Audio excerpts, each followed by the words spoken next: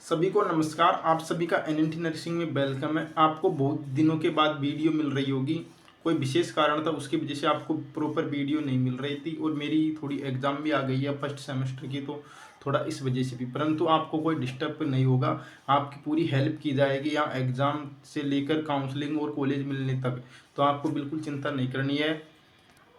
सभी स्टूडेंट अपनी प्रिपरेशन अच्छे से कर रहे होंगे। सभी को पता है आपकी एग्ज़ाम 27 मई को है, तो आपकी प्रिपरेशन बहुत अच्छी चल रही होगी और आप एक अच्छे गवर्नमेंट इंस्टीट्यूट में जाए, यही मैं कामना करता हूँ। अब बात करते हैं कि एग्ज़ाम नज़दीक है, 9-10 दिन बचे हैं, तो इस टाइम कैसे क्या करें कि एग्ज़ाम सही से क्लियर हो। देखो, लास्ट टाइम जो मैंने अपनाया था वो चीज़ ही मैं आपको बताऊंगा, उसी के आधार पर मेरे 89 नंबर आए हैं। वैसे ये मैटर भी करता है कि आपने पहले कितना पढ़ा, तो दोनों चीज़ें लागू होती है, लास्ट टाइम और जो आपने पहले पढ़ा उसी के आधार पर ही आपके अच्छे नंबर आएंगे। मेरे भी 89 नंबर आए थे, परंतु आपने जो पहले पढ़ा था वो अब काम आने वाला है जी। सबसे पहली बात तो मैं एक चीज़ बता दूँ, आपका एग्ज़ाम है जो OMR बेस होगा, तो आपको पहले तो यूट्यूब पर कोई वीडियो देख लेनी है OMR शीट कैसे भरे, या आपको खुद प्रैक्टिस कर लेनी है। यदि आपके पास कोई दुकान या मार्केट से एक OMR शीट या 2 OMR शीट खरीद के आप उसके आधार पर टेस्ट या OMR शीट भरना सीख लो। उसमें आपको एक चीज़ का विशेष ध्यान रखना पड़ेगा। एक गलती हो जाती है स्टूडेंट से कि आप वहाँ रोल नंबर भरते हो, उसमें बिल्कुल भी गलती नहीं भरना। चाहे आपको जो बेसिक आप डिटेल भरोगे OMR शीट में एग्जाम में, तो वहाँ पर उस तरह की कोई भी गलती नहीं करना। चाहे उसमें आप 5 मिनट ले लेना टाइम, OMR पहले ही मिल जाती है, तो आप उसको आराम से पहले ही भर लेना। तो इस प्रकार आप OMR में बिल्कुल भी गलती मत करना रोल नंबर भरने पर। ये तो आपकी एक बेसिक नॉलेज है OMR भरने की चीज़ बताइए। अब बात करते हैं एग्जाम की, लास्ट टाइम क्या करें। जितना एग्जाम नज़दीक आएगा स्टूडेंट की चिंता उतनी बढ़ती जाएगी। तो आपको सबसे बड़ी बात तो ये कि चिंता बिल्कुल नहीं करनी है। चिंता करोगे तो आप डिप्रेशन में जाओगे और फिर जो आपने याद किया है वो भी भूल जाओगे। तो आपको चिंता बिल्कुल नहीं करनी है। जितनी चिंता करोगे आप भूलोगे। तो इसलिए आपको अब टाइम को मैनेज करने की बात तो ऐसे है कि स्टूडेंट पूछ रहे हैं कि टाइम मैनेज कैसे करें। देखो, लास्ट टाइम आपको टाइम मैनेज करने का कोई ज़्यादा वो तरीका नहीं है।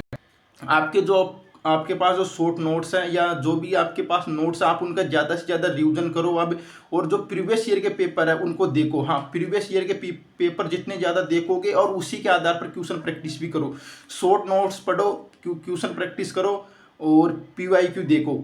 इन 3 चीज़ों के अलावा आप कुछ मत करो। अब यदि आपके पास टाइम बच रहा है कि आपकी प्रिपरेशन शुरू से मजबूत है, तो आप मैराथन या अदर कोई क्लास देख सकते हो। यदि आपके पास टाइम नहीं है तो मत देखो कुछ भी, इन तीनों चीज़ों को ही अपना लो। नोट्स पढ़ो, PYQ करो और उसके बेसिस पर ही कुछ पहले के जो क्वेश्चन आपने किए थे उनकी प्रैक्टिस करो। यदि आपके पास टाइम नहीं है तो मैराथन और अदर यूट्यूब पर क्लास मत देखो। आपके पास टाइम है तो देखो, टाइम बर्बाद मत करो बिना बात आप। और एग्जाम के आप जितना नज़दीक हो गए, 1-2 दिन बचेंगे, तो आपका माइंड बिल्कुल ऐसे हो जाएगा कि मैं सब कुछ भूल गया हूँ, मुझे कुछ भी याद नहीं रहा है। तो ऐसे आप बिल्कुल चिंता मत करना। सभी के साथ ऐसा ही होता है कि एग्ज़ाम जितना नज़दीक आता है तो हमारी थोड़ी चिंता बढ़ती है। तो हम सोचते हैं कि हम सब कुछ भूल गए, कुछ भी याद नहीं रहा। तो ऐसा सबके साथ होता है। तो आप बिल्कुल चिंता मत करना कि मुझे कुछ नहीं आ रहा, मुझे कुछ याद ही नहीं आ रहा। तो ऐसा कुछ मत सोचना। बस आप टेस्ट देना, टेस्ट में आपके अच्छे मार्क्स आएंगे और ठीक से फिजिक्स को आपने जो फॉर्मेट बनाए हैं, फिजिक्स के जो सूत्र है उन्हीं को याद करो और प्रीवियस ईयर के अकॉर्डिंग फिजिक्स को देखो। ज़्यादा न्यूमेरिकल नहीं आते हैं, नॉर्मल न्यूमेरिकल आते हैं, उनको आप कर सकते हो। तो फिजिक्स को लेकर बिल्कुल चिंता मत करो। बस पुराने जो फॉर्मेट और क्वेश्चन देखे थे आपने, प्रीवियस ईयर के जो क्वेश्चन हल किए थे पहले, उनका ही प्रैक्टिस करो। बात केमिस्ट्री करते हैं तो केमिस्ट्री में भी आपको प्रीवियस ईयर के अकॉर्डिंग ही देखो और जो पहले क्वेश्चन पढ़े थे उनके आधार पर ही क्वेश्चन प्रैक्टिस करो, उनकी क्वेश्चन प्रैक्टिस करो। और प्रीवियस ईयर का मैं बोल रहा हूँ बार बार, हर सब्जेक्ट का प्रीवियस ईयर के अकॉर्डिंग ही पढ़ो। लास्ट आती है बायोलॉजी। बायोलॉजी तो इतना आपको चिंता भी जरूरत नहीं है, क्योंकि बायोलॉजी सबकी थोड़ी बहुत अच्छी रहती है। तो बायोलॉजी आप सब कर लोगे, क्वेश्चन प्रैक्टिस कर लो बायोलॉजी में भी। यदि आपके पास टाइम है तो थोड़ा बहुत NCERT देख जाना, but last time 1-2 bar NCERT पढ़ोगे तो ऊपर ऊपर से देख लेना, बट क्वेश्चनों को जरूर देख जाना थोड़ा थोड़ा ऊपर से। अब देखो, एग्जाम चेंज होने के बिल्कुल चांस नहीं है। स्टूडेंट पूछ रहे हैं कि एग्जाम चेंज होगा क्या। एग्जाम की जो डेट है वो चेंज होने के बहुत कम चांस है, क्योंकि यूनिवर्सिटी ने जो भी सेंटर बनाए हैं उनको पहले से ही परमिशन दे दी है कि इस डेट को आपकी एग्ज़ाम होगी। उन सेंटरों पर भी उसी हिसाब से मैनेज करेंगे। वो जो सेंटर स्कूल कॉलेज जिनमें भी आपका सेंटर आएगा एग्ज़ाम का, तो वो पहले ही उनको दे दिया गया है यूनिवर्सिटी ने परमिशन। तो इस प्रकार से यदि वहाँ सब कुछ काम रेडी हो गया होगा, सभी परमिशनें नियम लागू हो गए होंगे, तो एग्ज़ाम के चेंज होने की बिल्कुल चांस नहीं है। तो आपको जो एग्ज़ाम की अच्छी तैयारी चल रही हो, आपकी जिस एग्ज़ाम की अच्छी तैयारी चल रही हो, आप वही एग्ज़ाम देना। जिन स्टूडेंटों के 2 एग्ज़ाम है उनकी बात कर रहा हूँ मैं। तो जो में बेस्ट प्रिपरेशन हो, जिसमें ज़्यादा अच्छा सिलेक्शन होने की उम्मीद हो, उसी की एग्ज़ाम दो आप। यदि दोनों एग्ज़ामों का सेंटर एक जगह आता है और टाइम अलग अलग होता है, तो आप दोनों एग्ज़ाम देने की कोशिश करना। अब कोई भी टेस्ट बैच खरीदने की आवश्यकता नहीं है, नई कोई अदर कंटेंट पढ़ने की आवश्यकता है। आपने जो पहले कंटेंट पढ़ा था उसी को पढ़ो।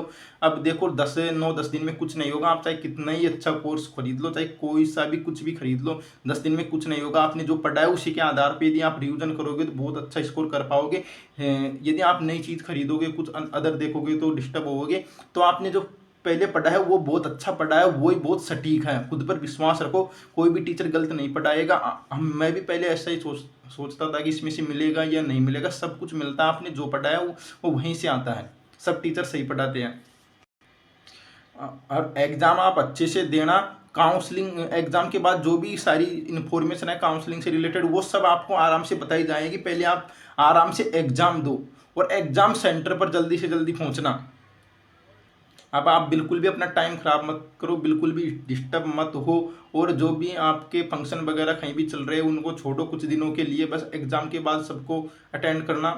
तो ये आपकी बेस्ट वो रहेगी कि आप अच्छा स्कोर करोगे तो आपको अच्छा गवर्नमेंट कॉलेज मिलेगा। यदि आपके डाउट है तो आप कमेंट में बता सकते हो। और यदि आपके कोई विशेष और इम्पोर्टेंट बहुत ज़्यादा डाउट है तो आपके लिए एक पर्सनल आपके लिए डाउट सेशन ले लेंगे हम लाइव, जिसमें आपके सारे क्वेश्चन और डाउट क्लियर कर दिए जाएंगे। तो आप बिल्कुल भी चिंता मत करो। आपके पर्सनल लाइव सेशन ले लूँगा एक, जिसमें आपके ओनली क्वेश्चन और आंसर ही होंगे।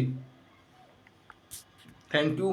क्योंकि अब आप अपनी प्रिपरेशन को अच्छे से लगाओ। 27 मई को एग्ज़ाम है, 22 को आपके एडमिट कार्ड आ जाएंगे। तो आपके लिए अच्छी प्रिपरेशन के लिए कामना करता हूँ कि आप अच्छी प्रिपरेशन करके ही एक बेस्ट गवर्नमेंट कॉलेज में जाओ। थैंक यू सभी को। वीडियो को लाइक और चैनल को ज़रूर सब्सक्राइब करें सभी स्टूडेंट। आपको सभी प्रकार की इन्फॉर्मेटिव वीडियो मिलेगी यहाँ पर, तो आप वीडियो को लाइक और चैनल को सब्सक्राइब ज़रूर करें।